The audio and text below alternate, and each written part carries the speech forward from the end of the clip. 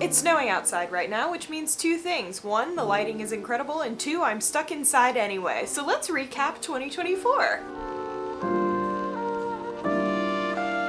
Hi everyone! If you've been here before, it's so good to see you again. If you haven't been here before, my name is Cameron. I make videos about the books I read and all of my reading stats and books I recommend for you. And that's exactly what today's video is. We are going to go ahead and recap 2024. We're going to recap some of my reading stats, and then I'm going to go ahead and give you some recommendations for all of my 5-star books and a few 4.5-star books that I would recommend to you guys. So yeah, that is what we're doing today. I hope you all are doing well. I hope you've had a good year so far. I don't know if any of you are in the northern hemisphere, specifically in the United States right now, but it has been snowing a lot in central United States right now. So yeah, anyway, we will go ahead and get started. As always, I use the app Bookly to track all of my stats. So Bookly, if you want to sponsor me, that would be really cool. That would be really cool. So let's talk about 2024. So in 2024, I read 212 books. Out of those 212 books, 61 of them are audiobooks. So, highly successful year. You can tell I discovered Libby because I think I read 10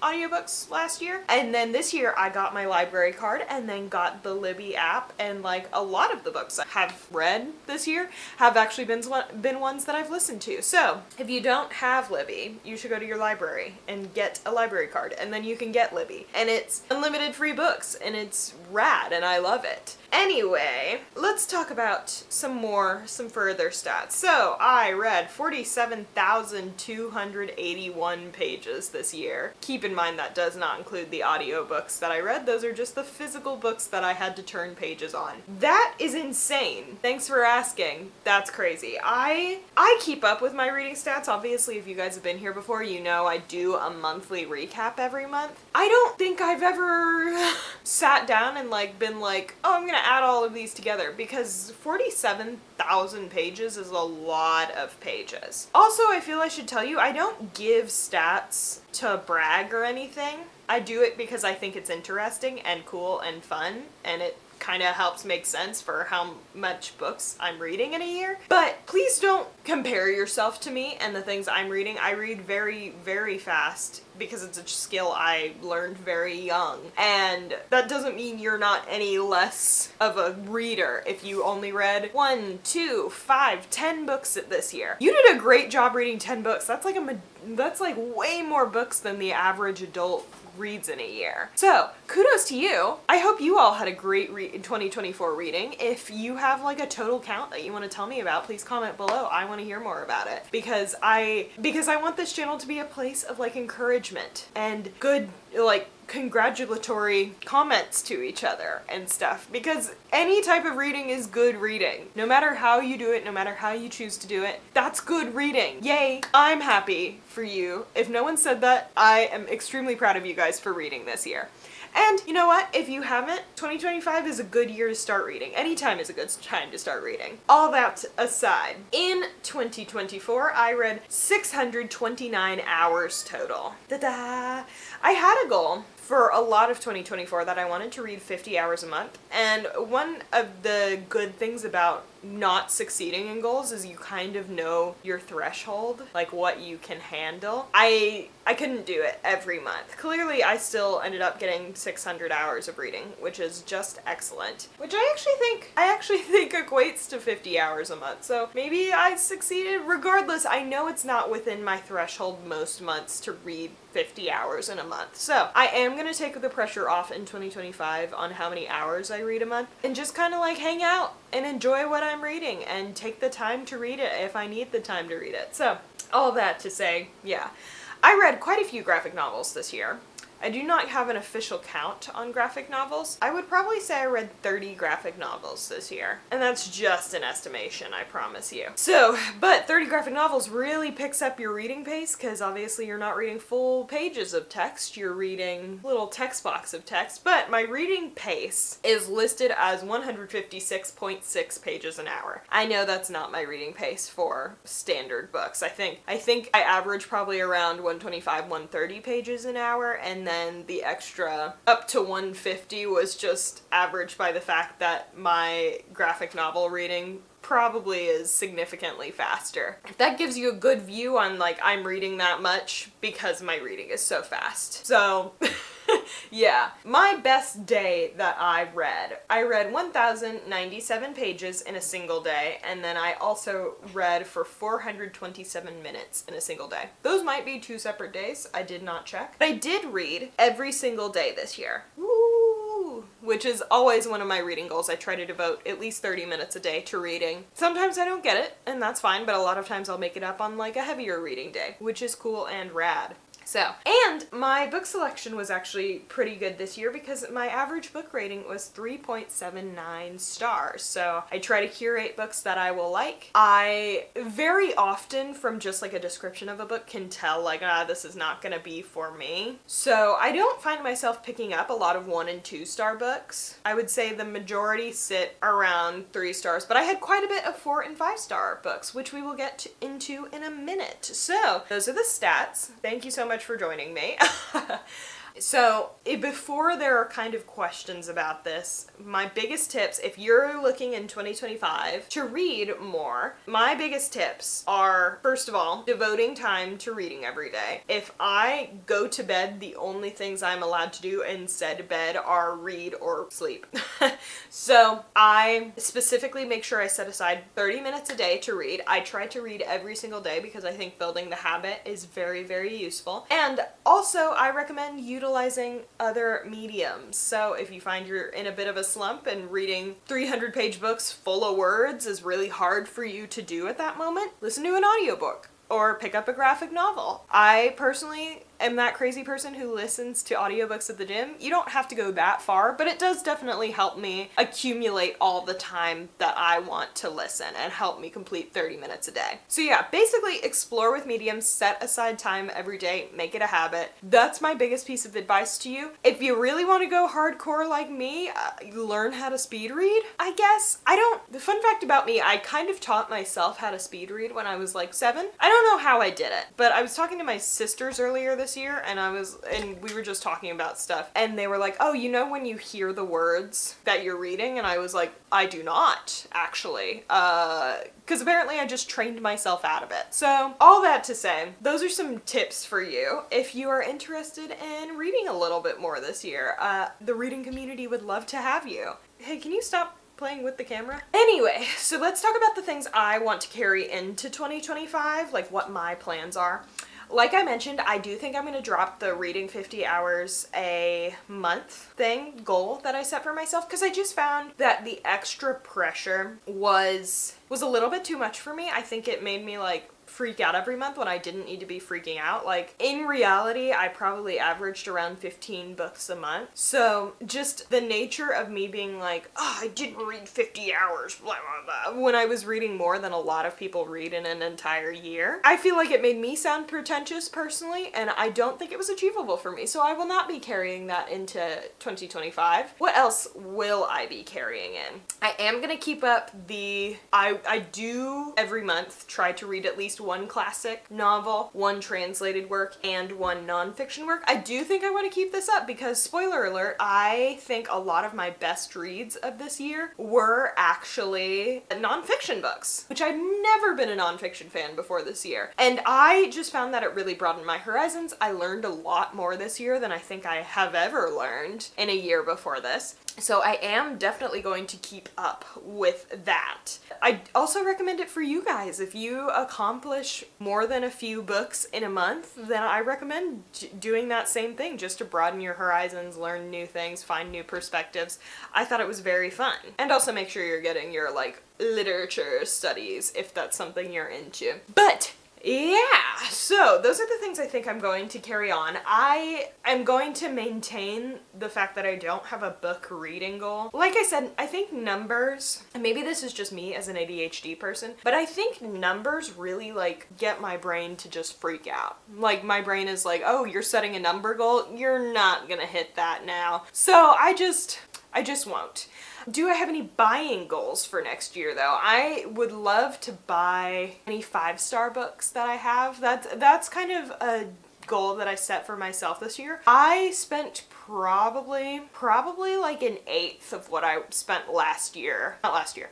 In 2024, I spent probably an eighth of the money that I spent in 2023 buying books because of Libby. I love you, Libby. You're my favorite app. I literally use it all the time, and I will never stop talking about it, so you can't make me. So those are kind of the things that I'm thinking I'm wanting to do this year. If you have any particular reading goals that you want to accomplish, or honestly you just have like a book that's been on your TBR for more than a year, like maybe 2025 is that year that you finish that TBR book. I don't know. Comment down below what you're thinking, what reading goals you have, because genuinely love hearing what reading goals you guys have. I get so excited getting to talk to you guys in the comments. So yeah, that is what I got in a recap for my reading year. Now we are going to talk about all of my 5-star books and a few 4.5-star books that I want to recommend to you that I really thought were some of my best books of the year. It's a decently long list. I want to say it's 30 or so books. Okay, it's almost 40 books. So we're basically gonna go, I tried to categorize them as best as I could.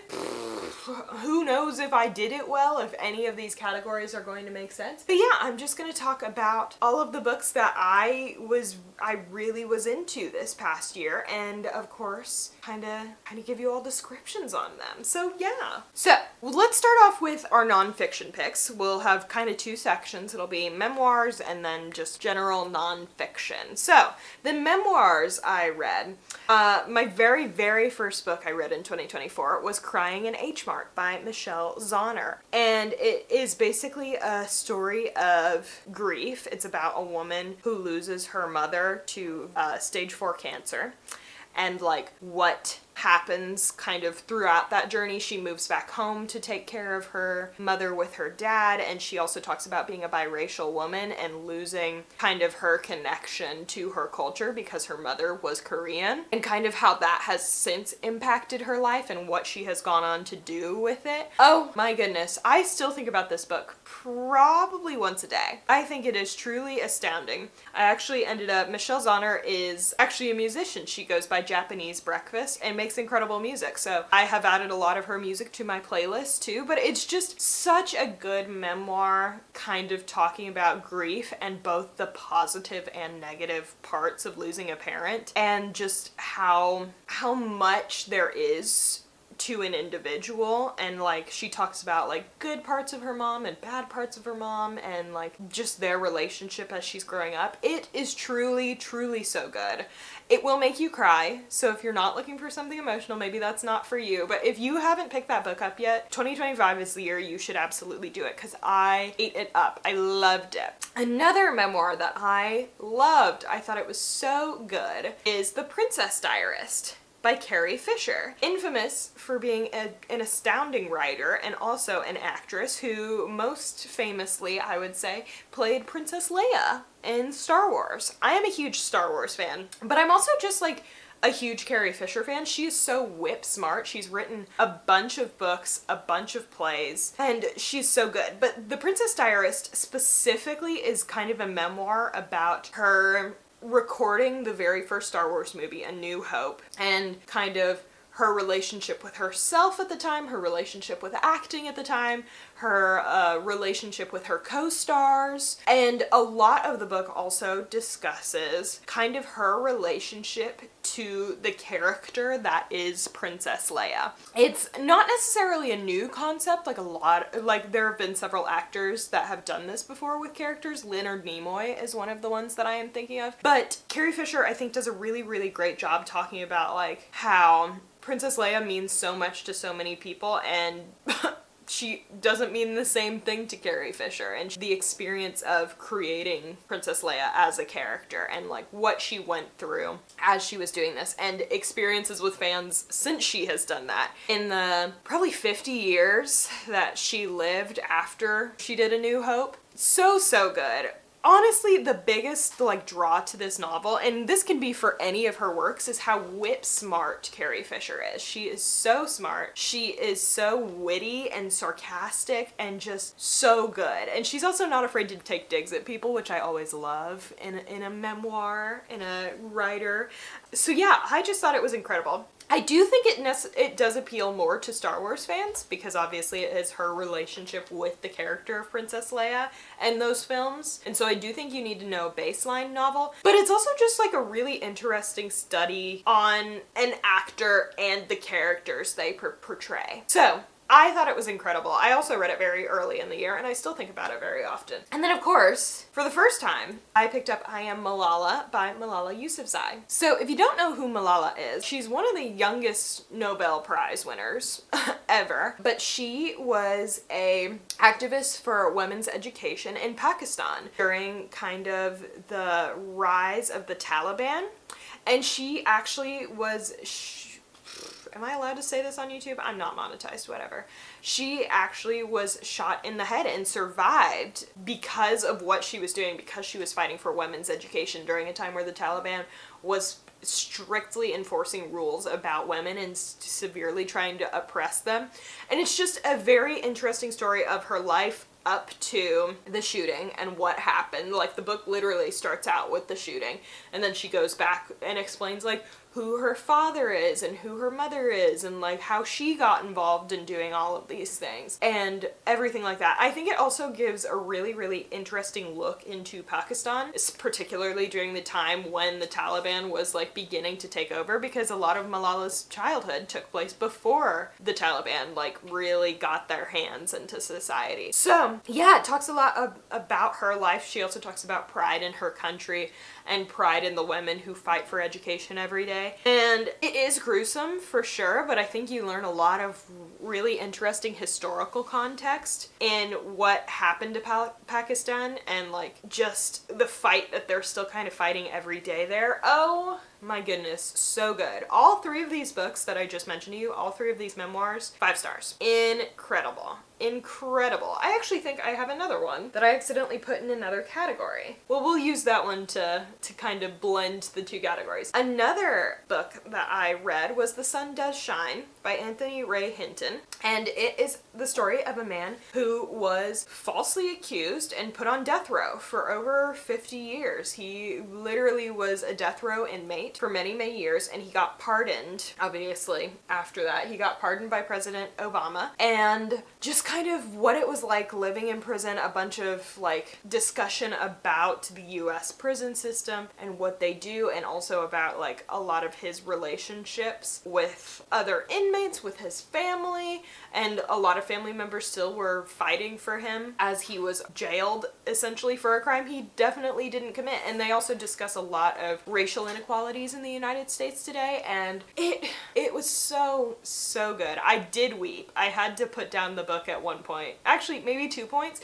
and just like shut the book and just like cry, because I was like, this sucks, this whole situation sucks. But knowing that it got a happy ending, and now the author very much fights for falsely incarcerated people, is just so good. I loved it. I thought it was so interesting. I learned a lot about the prison system along with the book that I'm going to recommend next, and I just loved it. I loved it. I thought it was so good. I believe this one, let me see, it also got 5 stars. So yeah, those are the memoirs that I would absolutely recommend you guys check out, particularly just to learn something. I think all of them were very, very interesting. Another thing I feel like I should say before I proceed into the next category is you are going to be deeply confused by some of the books that I rate as 5 stars, but I use more of a 5-star based on the genre rating system. So you're gonna find that me talking about my 5-star nonfiction books is going to be me being very informative, like here's exactly what this book teaches you, here's what I really liked about the book, blah blah blah.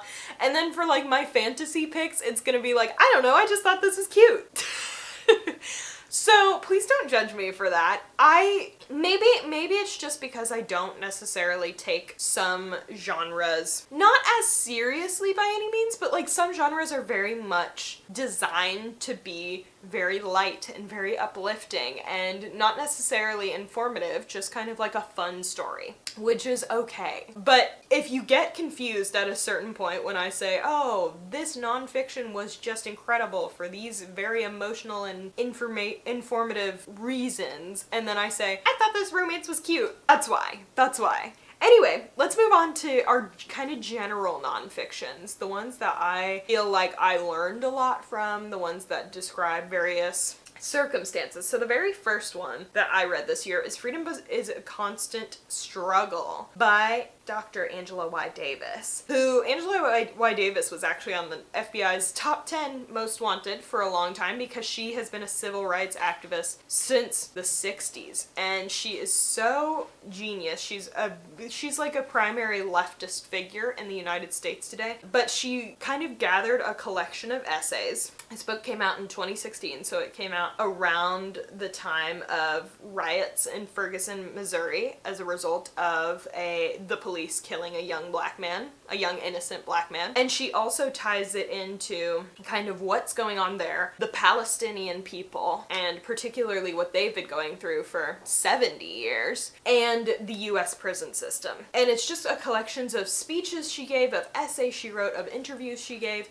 just talking about the content. And it's not a very long read. It's 150 pages. If you don't know what's going on regarding Palestine right now, I absolutely recommend you check out that book. You see kind of what's going on, and it also kind of draws a very clear parallel to American society as we know it today.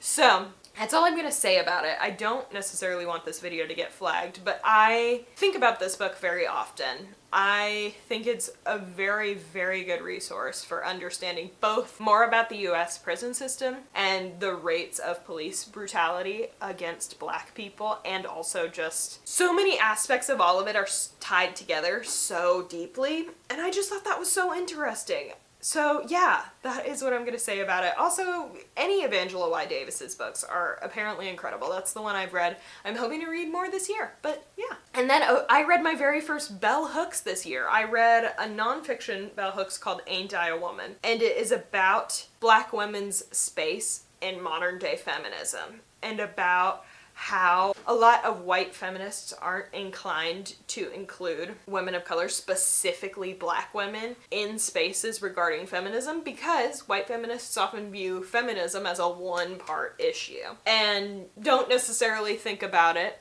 as a way to include people of other races, people with disabilities, stuff like that. Specifically, she focuses on the history of black women, talks a lot about what black women have done for feminism and how it really hasn't been recognized by white feminists. So it was so interesting. It's kind of set up like a college text. It's not that long, but it's very much like, here's a bunch of historical events, here's like how that's personally affected me, here, like, I think you could teach a whole class with that book, and I thought it was so interesting. And it's not like an intro level at all.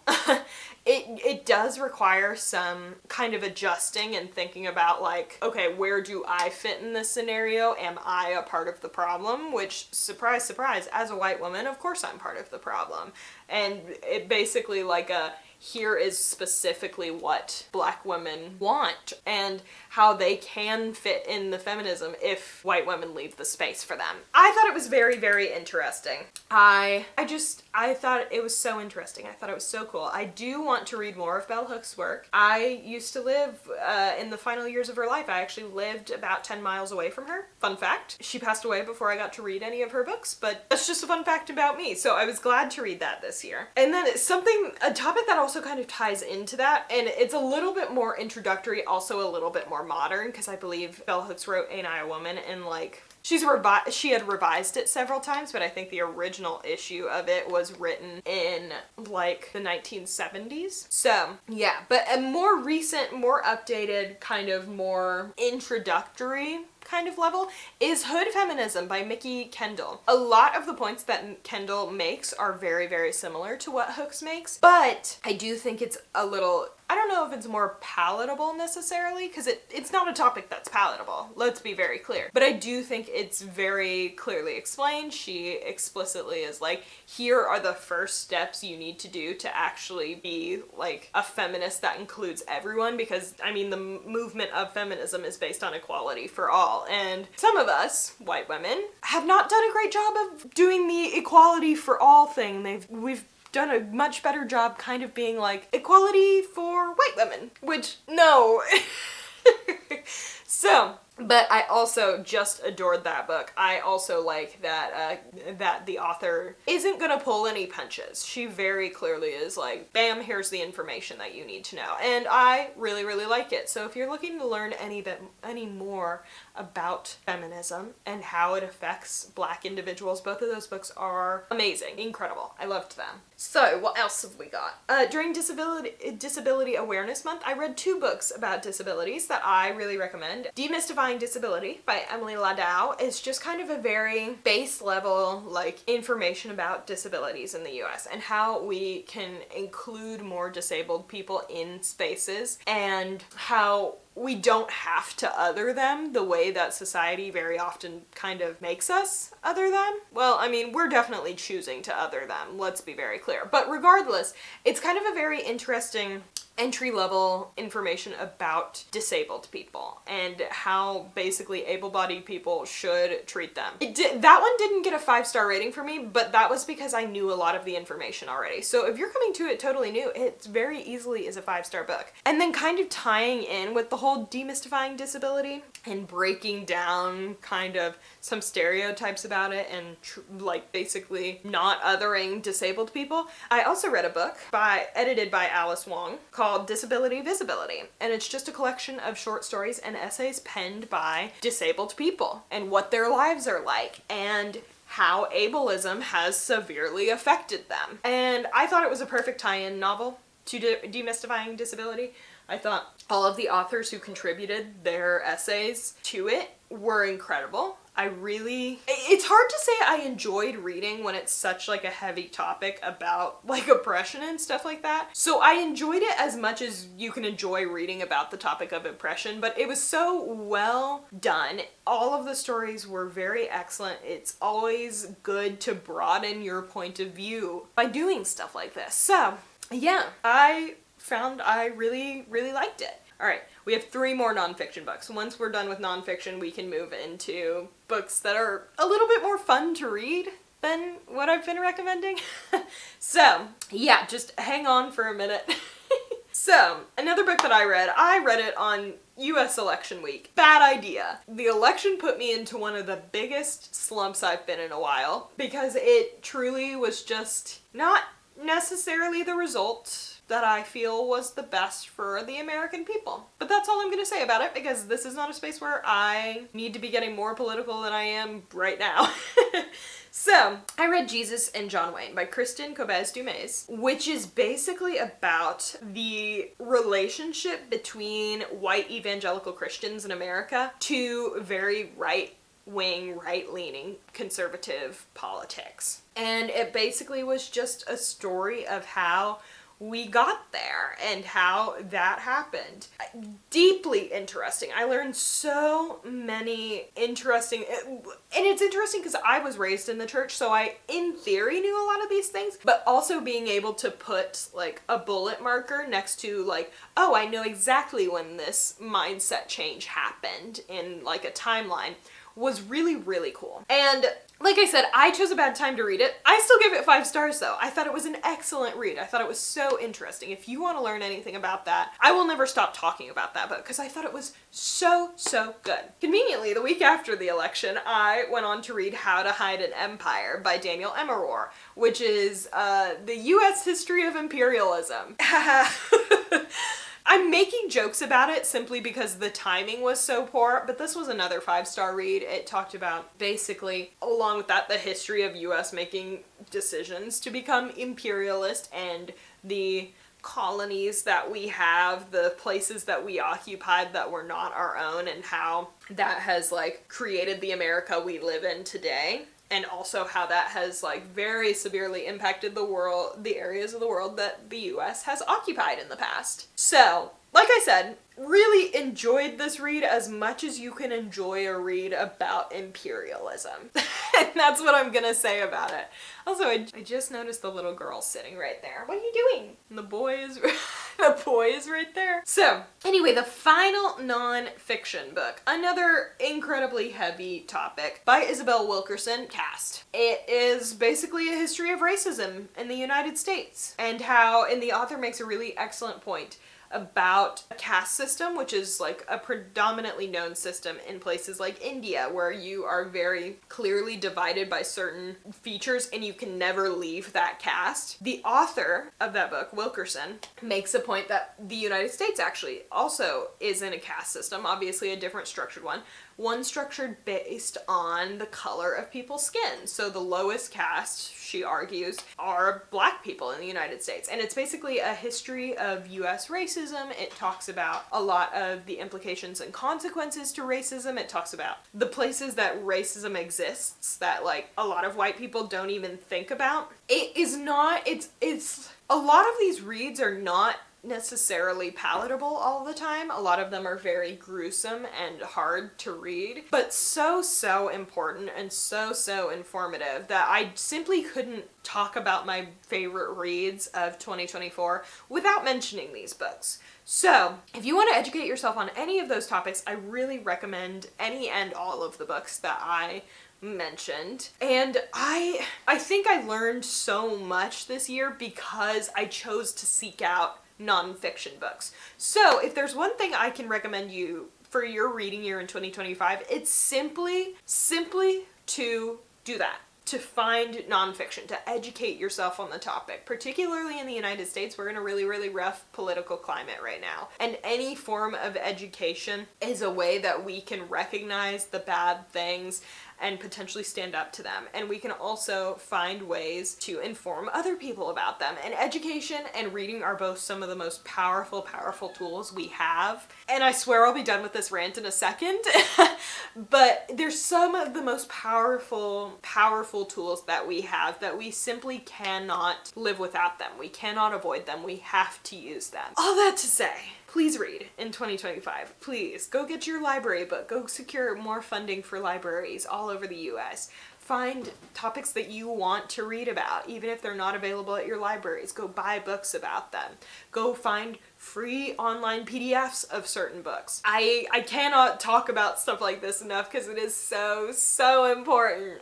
Anyway, yeah, so thank you for listening to my nonfiction recs. Now we're gonna move into fiction, starting with the classics that I really enjoyed this year. So, let's talk. I read The Secret Garden for the first time this year. It's more of a children's book, but it's basically about a young girl who goes to live with a family that has very much been torn apart by grief, and about her after she loses her family moving in with a widower and his disabled son, and like about what she brings to the household. And it's so much about grief, about the loss of the boy's mother, about the loss of the widower's wife.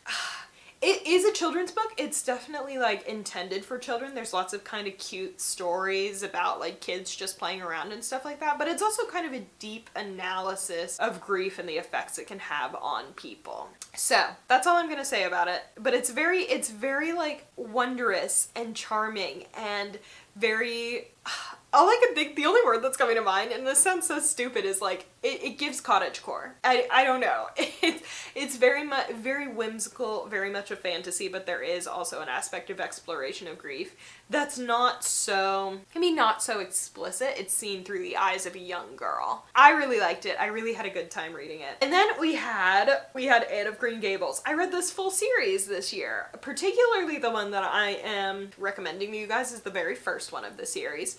But it's just kind of a collection of the misadventures of a young orphaned girl who gets adopted by a much older couple, and kind of talks about her outlook on life and all of her friends. And it's just kind of a collection of very cute stories. But there's also like, it's a coming of age. It's about growing up. It does talk a lot about her being adopted from kind of an abusive neglect kind of situation. So I love it. It's also a children's book, so it's not gonna get super like, it's not gonna get its hands super deep into the whole like previous neglect, but it is a lot about like, just an imaginative young girl who gets a new lease on life and gets to have fun, cute little adventures. And I had such a good time with it. In a very, very different twist, we have Perfume by Patrick Suskind, which is a German classic novel about a guy who learns, well, it's about a guy who murders young women to make the perfect perfume. That's all I'm gonna get into regarding that, but it is very interesting. I had a good time. I was on the edge of my seat as I was reading it. I was so compelled by it. The other one that I read, I am a huge fan of Dracula. If you didn't know this about me, this is not what I read, but I am a huge fan of Dracula. And the book that inspired Dracula is called Carmilla by J. Sheridan Le Fanu. And it's basically just like a short story about a woman who finds out that a new friend that she's met is a vampire and like kind of goes around and terrorizes people at night. So I really had a good time with it. It was a super short read. It's also like surprisingly queer. Like, not that Dracula isn't queer. Let's be very clear. Like, that's queer literature as far as I'm concerned. And a lot of times like the exploration of vampires is viewed, not necessarily viewed through a queer lens, but like vampires, I don't know, they're just very queer. And I'm sure there's plenty of videos on YouTube about the inherent queerness of vampires that are very, very good. But Carmilla is like very, very queer. But I loved it. Very quick read. If you're into vampires at all, you got it. That's what I recommend for you. I also read Giovanni's Room by James Baldwin. This is my first James Baldwin.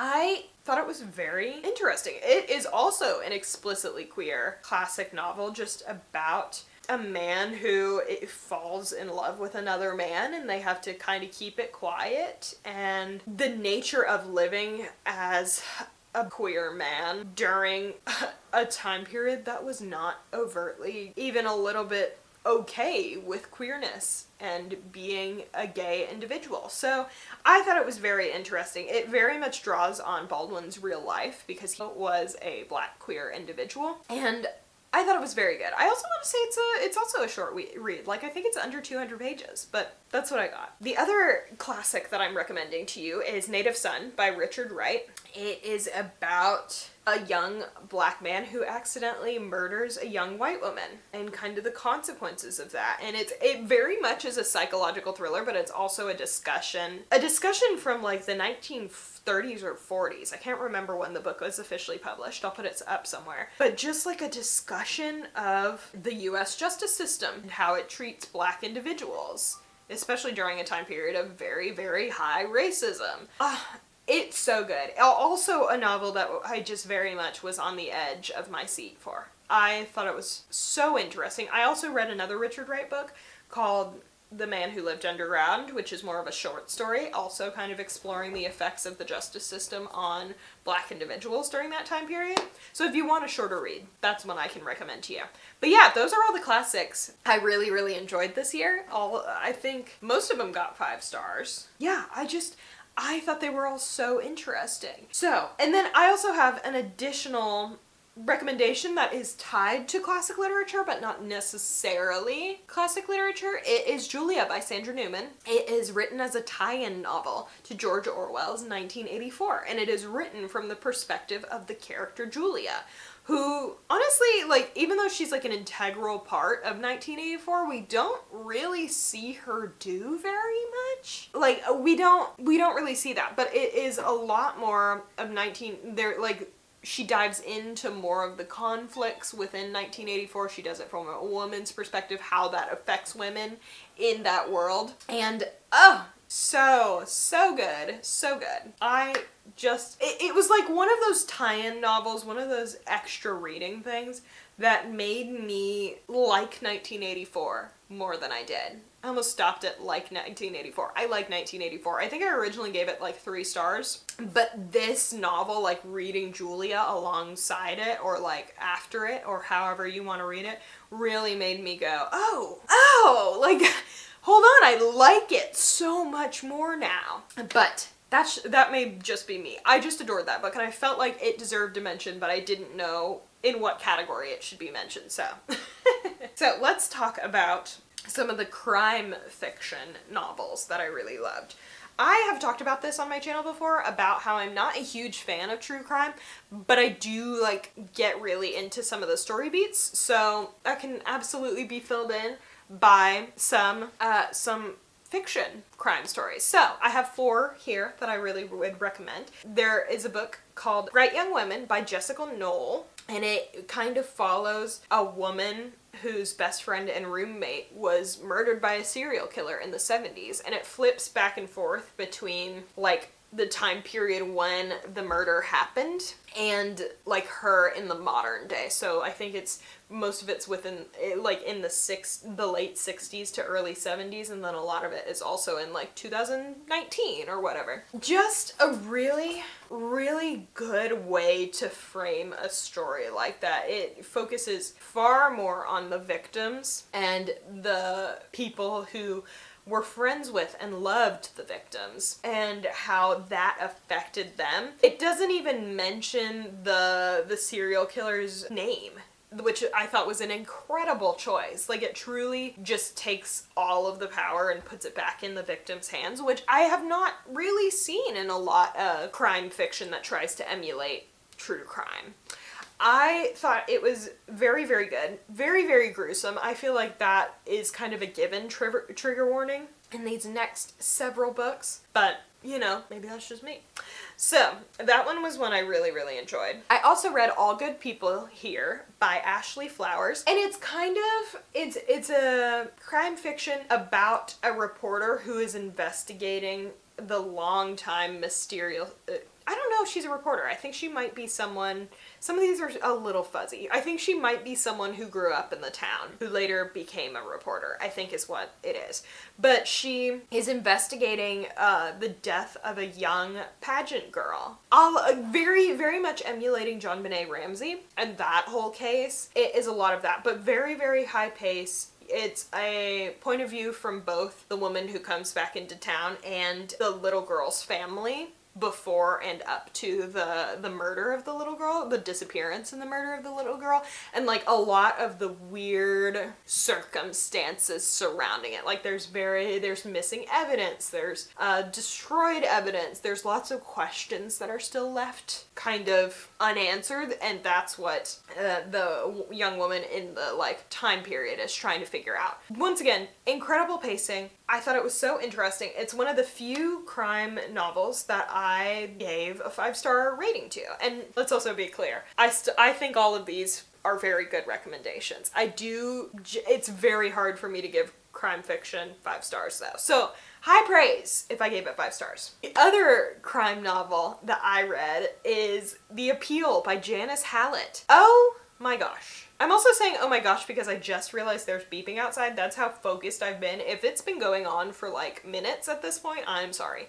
The Appeal by Janice Hallett is it's about a lot of things actually. It is about a murder that happens after a long string of events about an appeal, a medical appeal for a little girl who gets a very rare form of cancer. The interesting part is it's told exclusively through written contact. So it's told exclusively through emails, text threads, tweets, everything like that. And then you also get the occasional email between the investigators who are looking into the case, providing any information that maybe we didn't see written in the conversation. I was on vacation when I read this, and I literally I would go finish whatever activity we were doing as fast as possible so I could go back up to my room or to the pool and just sit and read. Truly a little bit embarrassing, but when I tell you it was one of the most compelling crime fiction novels I read this year, I'm not lying. Like, I was so invested in it. I think I finished it in like a day and a half when I was on vacation.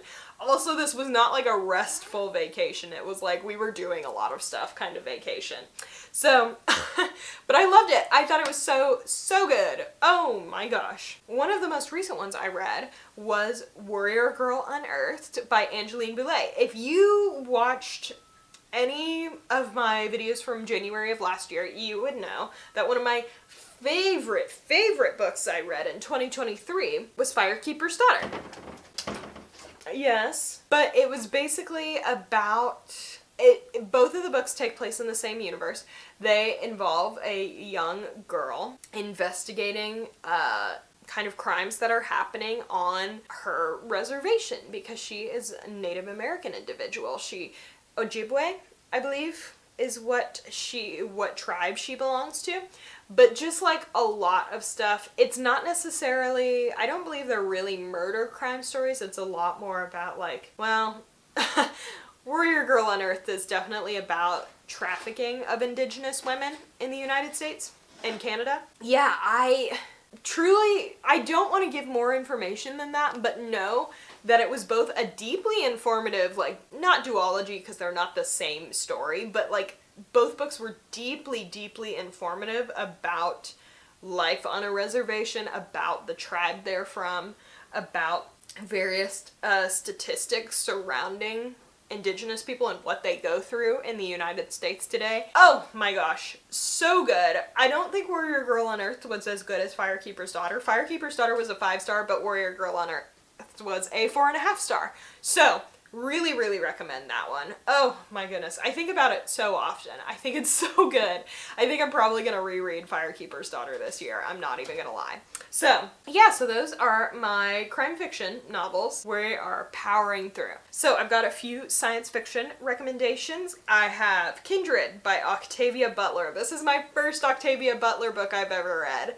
I also read her other standalone, Fledgling. She's also notoriously like an incredible science fiction author. I have not read the Parable of the Sower series yet, but I would love to. I think it's so interesting. And also, I believe that series takes place in 2025, so this is like the perfect year to read it. But Kindred specifically is about a black woman in the 70s who suddenly gets transported back in time to the antebellum South, where she kind of comes in contact with her white ancestor who was a slave owner. So it is a lot about kind of just, I can't really describe more than that without spoiling anything. But it's so interesting. It was so good. I could not put the book down. I thought it was so good. Oh my gosh. And then Fledgling also got a 4.5 star, and it's kind of her take on vampires, and y'all know I love vampires. I've only mentioned one vampire book, but I love vampires. So her take on vampires, incredibly interesting. I loved it so much. Yes? Come here. Oh, here's the girl. Here to hear my thoughts on the books I read. But yeah, both of her standalones are excellent. I've heard her series are excellent. So I would recommend pretty much any of her works to you guys. And yeah, so let's keep moving. I know this video is already probably like 40 minutes long. I swear I'm trying to move fast. I feel like I have so much. Listen, I take it back. It's a 2024 year recap. This video is allowed to be long. The other book that I found I really enjoyed, 4.5 stars, was The Left Hand of Darkness by Ursula K. Le Guin, there are lots of elements of Ursula K. Le Guin that are very interesting. She is a major fantasy author. She wrote The Tales of Earthsea and a lot of series similar to that. This is one of her takes on science fiction. It's also really interesting. The main character is an anthropologist who is studying planet where their idea of gender is very different from the main characters. And it's also like kind of an upbeat adventure. Not upbeat. Whoa, wrong. It's kind of a fast-paced adventure novel. Also because this anthropologist gets involved with like a rebel leader and like kind of has to go through that.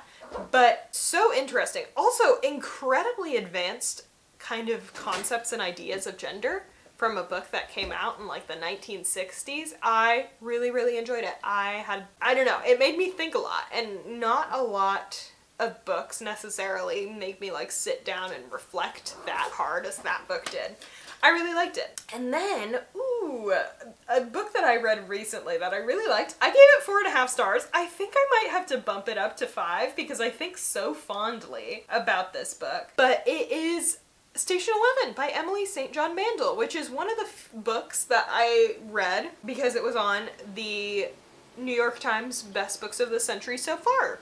So good. It is about a world where the apocalypse happens, and there's kind of a lot of storylines that go on.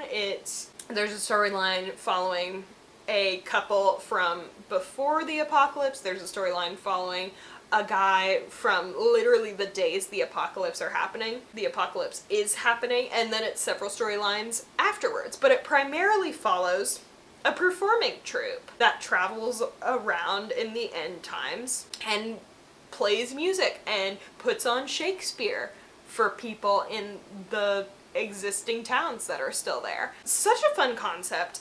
Honestly executed very, very well, and I just genuinely had a good time reading it. I put it under the science fiction category because I feel like it's science fiction. I don't know, maybe it's just me. But yeah, really, really liked it. So, moving on to literary fiction that I really liked. 2 books that I'm going to talk about today are Evil Eye by Etaf Rum, which is the story about a woman who it's a story about a Palestinian woman living in the United States and kind of having to balance what her family and her culture wants from her, and wants to balance being happy because she's also severely depressed living under those circumstances. And it's a really, really good book. It's not necessarily a memoir, but I do think a lot of it is based on that author's real life and what happened to her. But I just thought it was so interesting, and I feel like I got such an insight into that culture, obviously, and I think it's just a well-written literary fiction. And literary fiction is not my favorite because I think they tend to be very sad and dreary and get kind of like too emotional. Cats are chasing each other around, if you didn't just figure out by that. But yeah, really emotional, really good. Also, just a really interesting analysis of like, I know I am from this culture, but do I still need to live within this culture when I'm separated from it? I just thought it was really good. That's all. Oh my gosh, the other literary fiction. I don't think it's old enough to be considered a classic yet. It's still got a few more years, I think, before it would be considered, but it definitely is a modern classic. The Color Purple by Alice Walker, Pulitzer Prize winning novel. I read it for the first time this year. Incredible. Incredible. Oh my gosh. Color Purple is basically a novel about a young woman who has lived a lot of her life under abusive circumstances, and it's about her and her family and how she eventually gets out of that. And it's such a deeply empowering story, of course. It's so significant in a lot of ways. It has a very, very queer storyline, and it was written during a time where not super queer friendly, but just so good. It's just, I don't want to get into more than that because I don't want to spoil it, but so good. There's a reason why it won a Pulitzer. Also, it's an incredible musical. If you have never seen the musical, it's streaming somewhere, I'm sure. But yeah, I read it for the first time. I am just in awe of that book. I think about it very often, probably also once a day, and I just love it.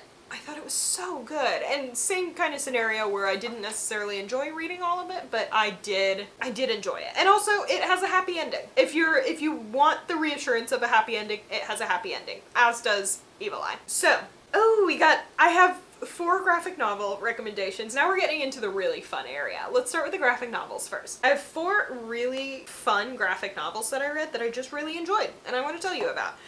One of them was Squire. It is about a young girl who wishes to become a squire in a war, and it's written by a Palestinian author, so a lot of the plot is very informed by that. I'm not gonna give you more than that, but I thought it was very, very interesting. So, I read the Heartstopper series for the first time last year. I still haven't read the final volume. I don't think it's out yet, but I still haven't read it. Adorable. Such an adorable series. I averaged the series around 4.5 stars, but just like, it's just about growing up queer and like kind of learning your place in the world while you're doing that, and kind of your first love as a young queer person and your friends, and so cute. I think there's 5 volumes right now. Read all 5 this past year. Adored them. Thought they were so lovely. So if you haven't picked that up, it's just very heartwarming. There is definitely trigger warnings though for eating disorders and just like self-harm and stuff like that. So keep that in mind if you aren't necessarily prepared for that.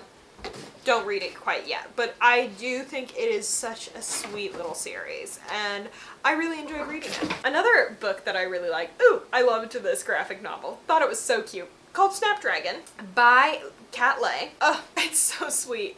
I can't stop thinking about it. But it's about a little girl who kind of stumbles across a witch collecting the bones of roadkill, and just kind of her experience with that, and she eventually like finds the witch and like basically kind of befriends her, and just kind of about her life in doing that. I thought it was so sweet. It had a lot of my interests in it, which I feel like you need to read to understand a lot of my interests, but I also just thought it was such a cute little thing. And it, like I said, graphic novels are super quick reads. So if you just want something wholesome that you can sit down and read in a day, that's your one. I thought it was just adorable. I loved it. And then the final graphic novel that I really recommend, I read Bad Dreams in the Night by Adam Ellis. And it's basically just a collection of short horror stories that he illustrates. I've been following Adam Ellis on the internet for a while, since he was doing comics for BuzzFeed, and he has since like left BuzzFeed and become a very, very successful like New York Times bestselling author. And also just some really, really good short horror stories. So if you're into that, totally recommend it. Thought it was so, so good. And then we are in the final category. I've got 6 more recommendations for you. Just some very, very fun recommendations that I recommend you all check out. So let's get started. I read The Lost Story by Meg Schaefer. I read Meg Schaefer's debut novel the year before, 2023, and loved it.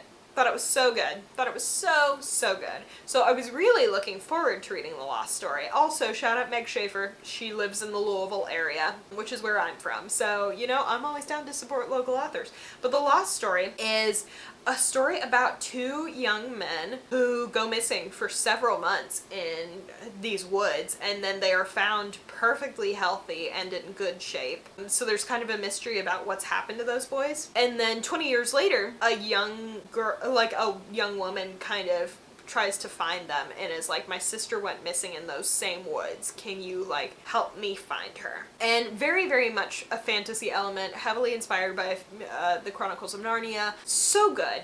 So good. I had such a lovely time reading it. And that's what I got for you. So do check the trigger warnings on that, because there are also several topics that are a little bit heavier. So another book I read that I really liked was The Midnight Library by Matt Haig. A lot of people kind of think this book is dumb, and like I could totally see where they're coming from, but it's basically a young woman tries to commit suicide and is taken to a place where she can kind of review all of her potential, like all of her life's choices and where they could have led her. And I thought it was very sweet. I thought it was very interesting. It does have a happy ending, so I know it starts out extremely dreary, but it does have a happy ending, and I thought it was very good, very wholesome. A little depressing at the beginning, but it does get wholesome. It's kind of an It's a Wonderful Life kind of situation. So I really liked it. I thought it was very good. But I also know it's not everybody's favorite, and that's fine. So, another one that I recommend, I read the Renegades trilogy by Marissa Meyer.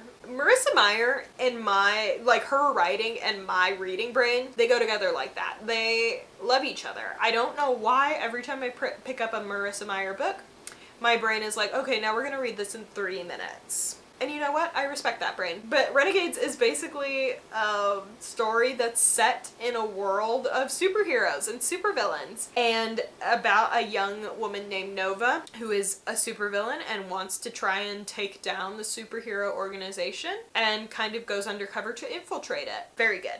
Very good. I really like it.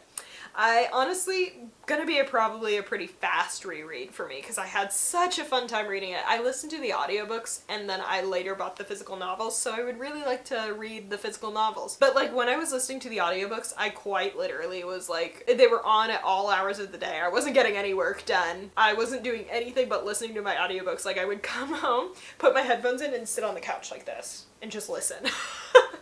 But her writing, my brain, best friends. They love each other.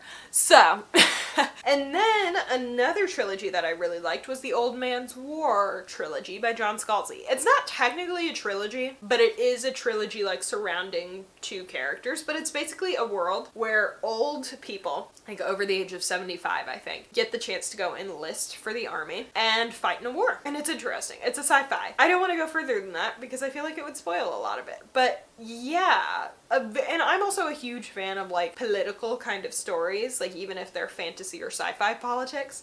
That one's a big one. And I also thought the characters were just fun and memorable. Like, I really like that series. I also read it very, very fast. So that's one I definitely recommend. I didn't talk about this very much, but I read the Divine Rivals duology. Genuinely some of the best romance books I've read in a while. They're romantasy, but they're not like hugely smutty or anything. Destroyed them. Blew through them. I guess that author and my brain also were just good friends. Like, they just worked really well together. I genuinely really enjoyed reading them. And you know what? If you didn't, that's okay.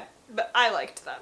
And then the final book I have for you today is This Is Our Place by Victor Martins. It is a story told from the perspective of a house, and the house telling the story of 3 former families who have lived there. And such a sweet read, such a fast read. It's very, very queer, very much just like, I don't know, it's very low stakes, and I thought it was so sweet.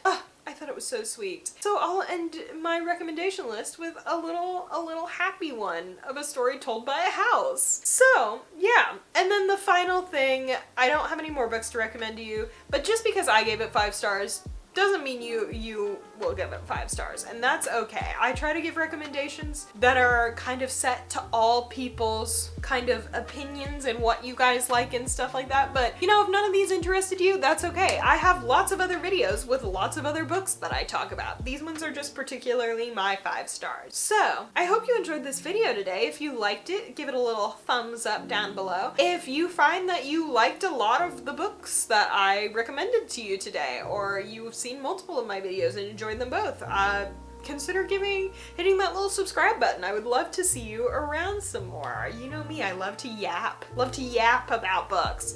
So yeah, so what else? Comment if you have any particular thoughts about these books, or if the thing I really want to hear is if you guys have different reading goals this year, if you have specific reading goals you're trying to get to. Are you trying to read 1 book a month? Are you trying to read at least 1 nonfiction a month?